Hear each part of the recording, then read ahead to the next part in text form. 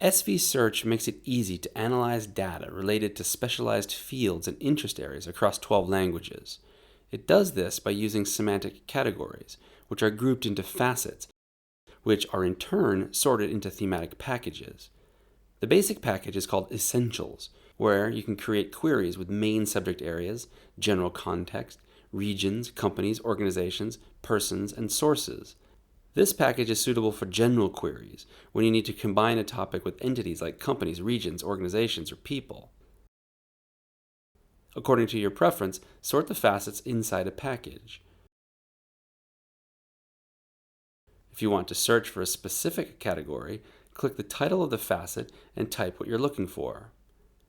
In addition to the basic Essentials package, users can subscribe to packages on cybersecurity, defense and security, emerging and disruptive technologies, financial services, environmental, social, and governance issues, and company risk.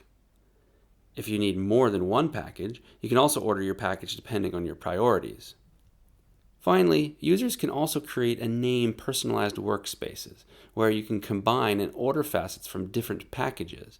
This allows you to combine facets relevant to your query and to evaluate your results. For more videos and tutorials, visit our YouTube page or our homepage at semantic-visions.com.